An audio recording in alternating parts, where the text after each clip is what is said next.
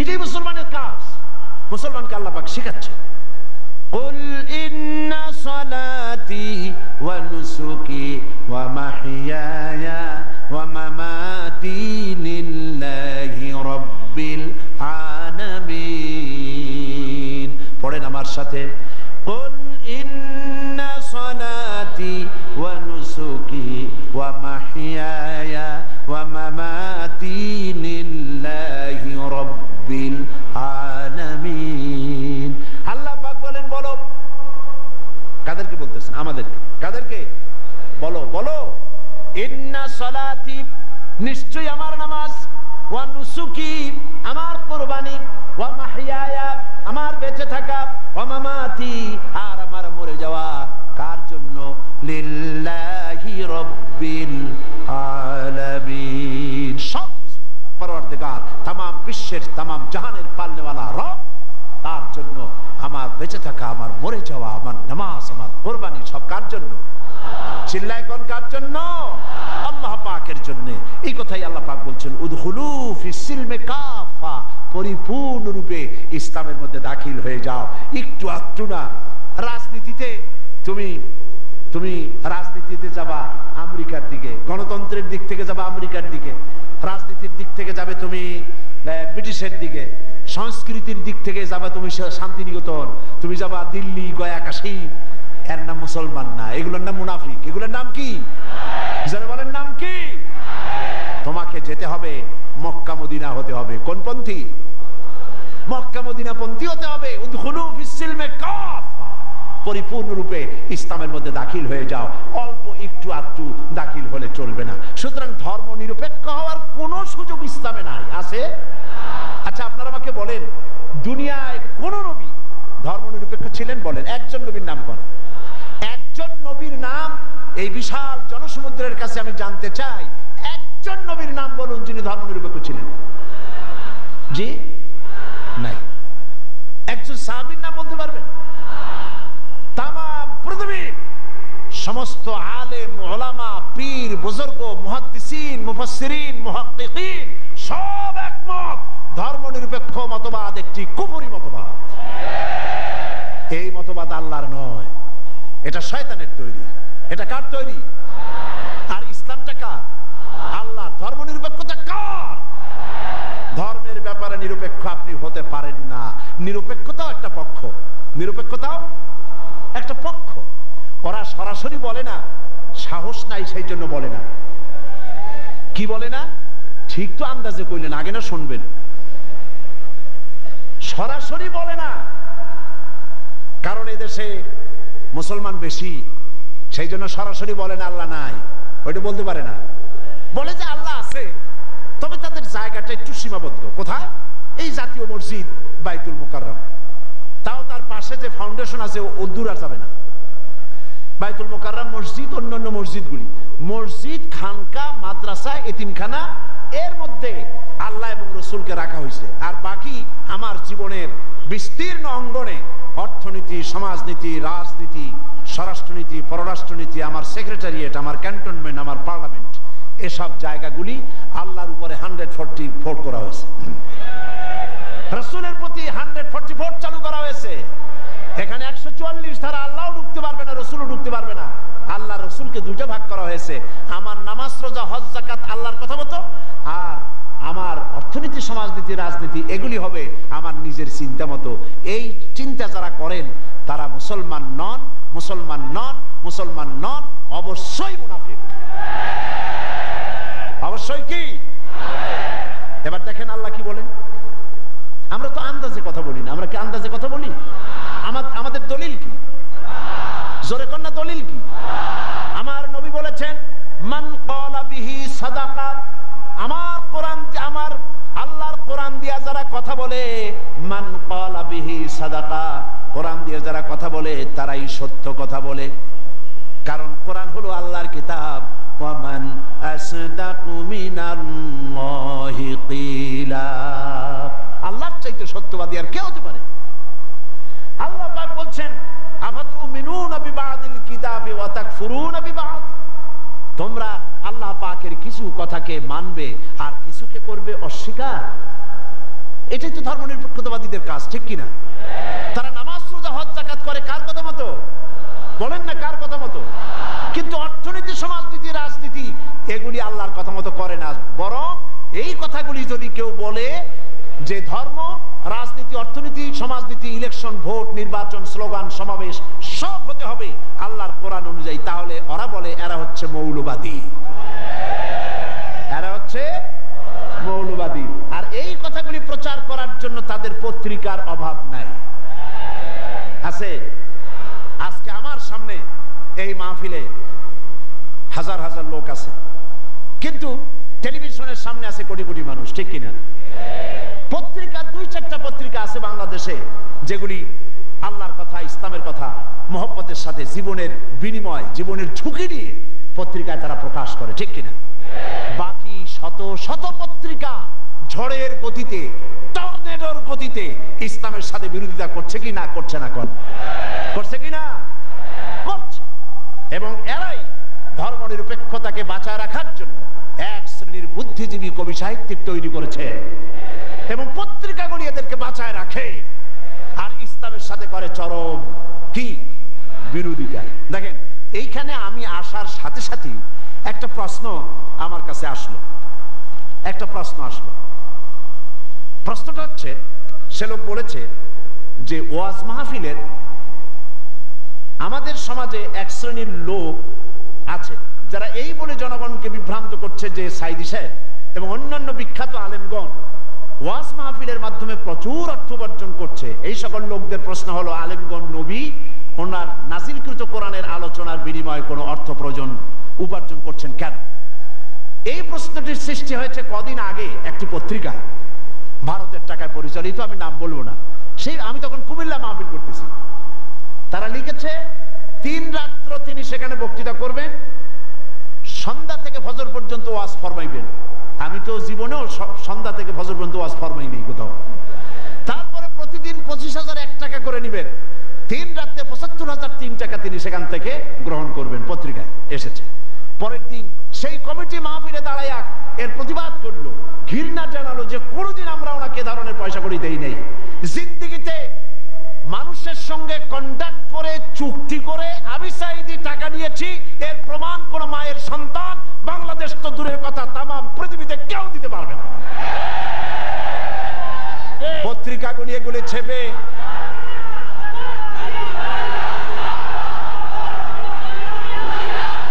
একটাই নমুনা দেখুন, একটা দৃষ্টান্ত শোনাই। আমার একটা নির্বাচনী মামলা চলতেছিল, জানেন কিনা আপনারা? গত মাসখানেক আগে যখন হাইকোর্ট থেকে আমার বিপক্ষে রায়টা গেল, রায়টা হলো একজন মুশরিকের পক্ষে, বিচারপতিরা রায় দিয়েছেন। এ রায়ের প্রতি, বিচারপতিদের প্রতি আমার কোনো বক্তব্য নাই। আইনের প্রতি সবসময় আমরা শ্রদ্ধাশীল, বিচারকদের প্রতি শ্রদ্ধাশীল। রায় তারা যেটা দিয়েছেন, একজন মুশরিকের পক্ষে সেটা গিয়েছে, আমার বিপক্ষে গিয়েছে। এমন কোন পত্রিকা সেদিন ছিল না। পরের দিন প্রত্যেকটি পত্রিকার ব্যানার হেডলাইনে এত বড় অক্ষর দিয়ে লিখেছে, সাইদি আর এমপি নাই, তিনি কুপকার। কিন্তু গতকাল বাংলাদেশ সুপ্রিম কোর্ট এই কেসে হাইকোর্টের রায়কে স্থগিত ঘোষণা করে দিল, স্টে অর্ডার দিয়ে দিল। রায়টা আমার পক্ষে এসেছে, সেই জন্য বাংলাদেশের 2-1টা পত্রিকা ছাড়া কোন পত্রিকায় কোনো জায়গা হয় না। এগুলি প্রমাণ, এদের কলিজা চলে। আজকের এই মাহফিলের এই দৃশ্য দেখে কলিজায় আগুন লেগে যায় ওদের। আগুন লাগুক।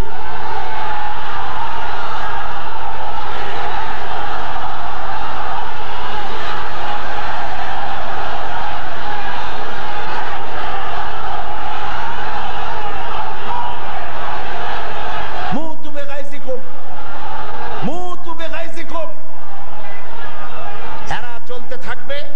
আর আমার আল্লাহর ফরমান শুনুন। কার ফরমান? ইউরিদুনা লিইউতফিউ নূরাল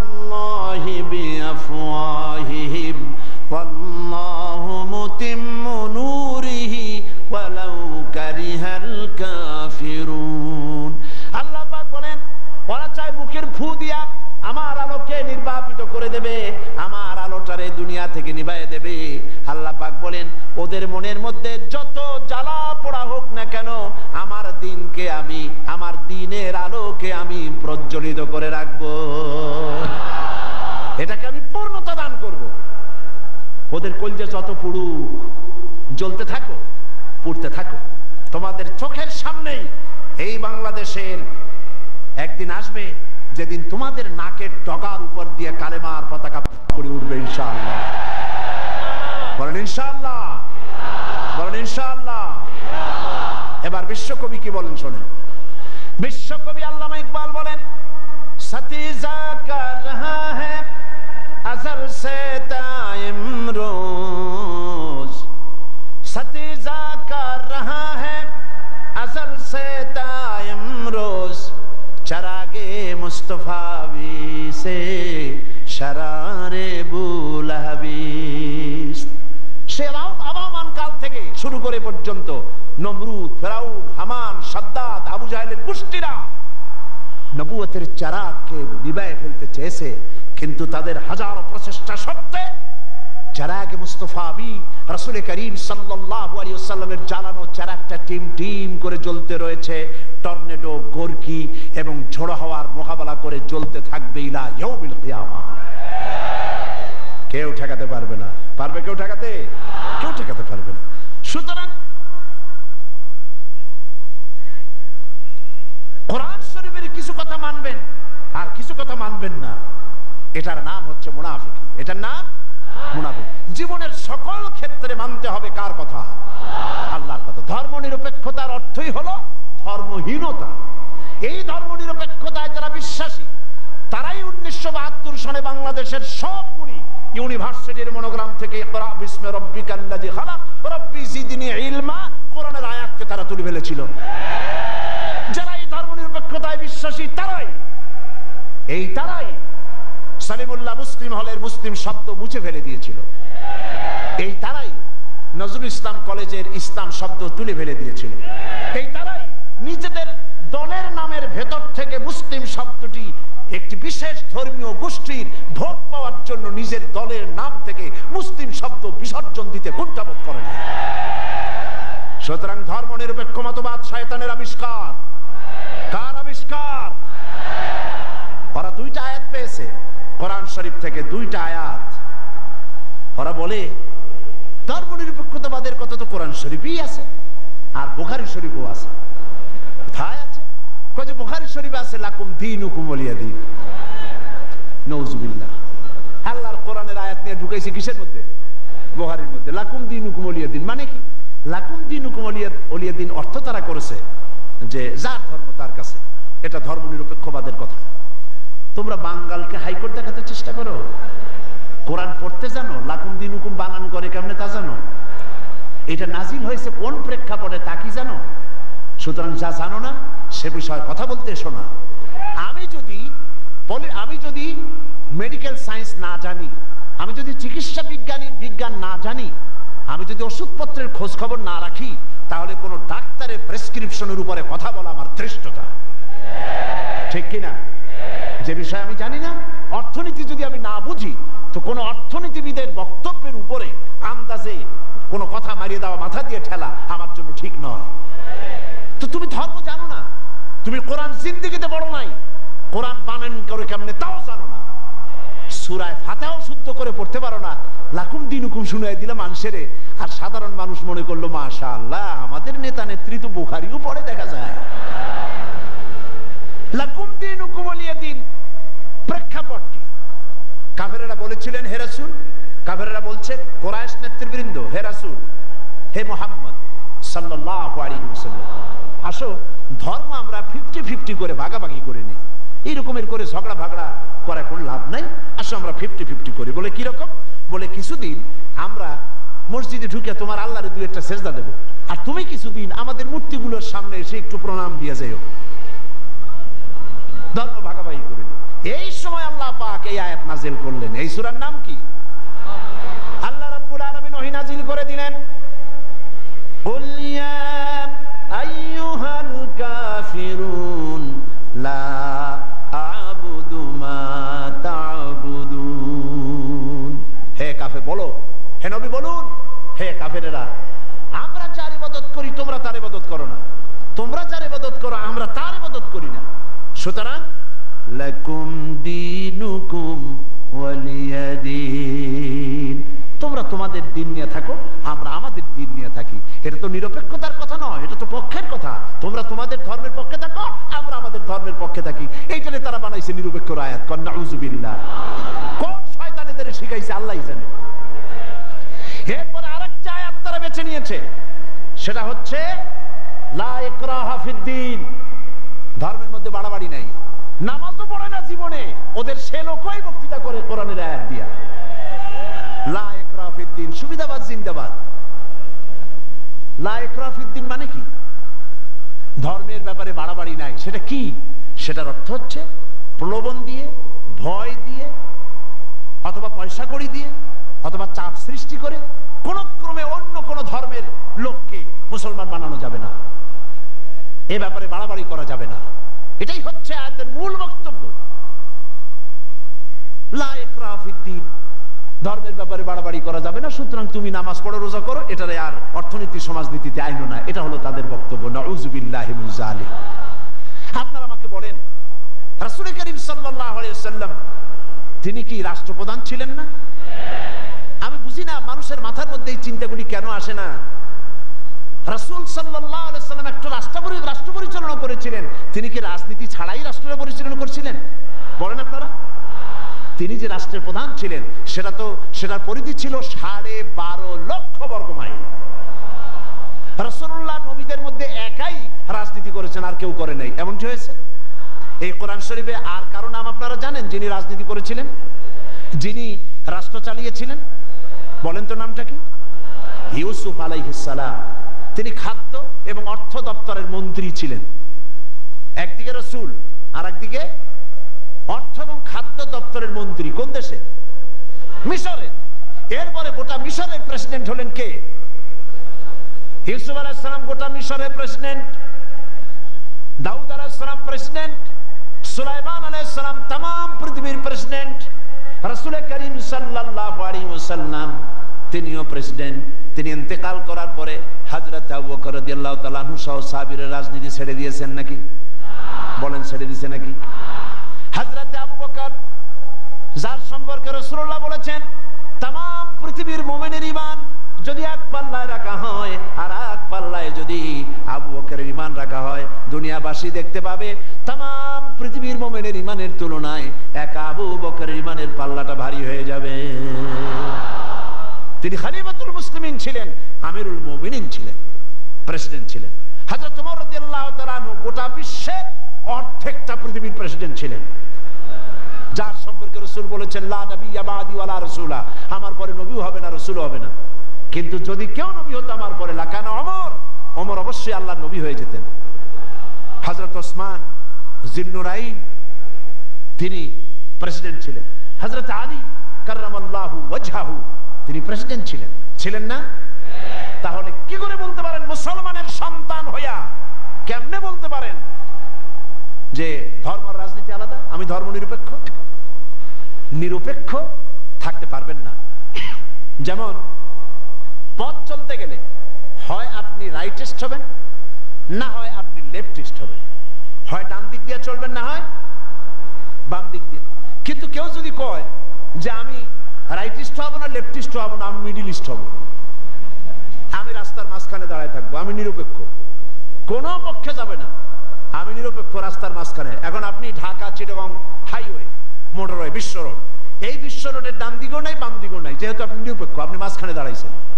আপনার এই মাঝখানে দাঁড়াবার স্বাদ মিটিয়ে দেবে ট্রাক বাবাজি আইসা, জনমের স্বাদ মিটিয়ে দেবে। ঠিক কিনা? ঠিক কিনা? তাহলে মুসলমানের আপনারা আপনাদের অবস্থান ঠিক করুন, কোন দিকে যাবেন? ডান দিক না বাম দিক না মাঝখানে?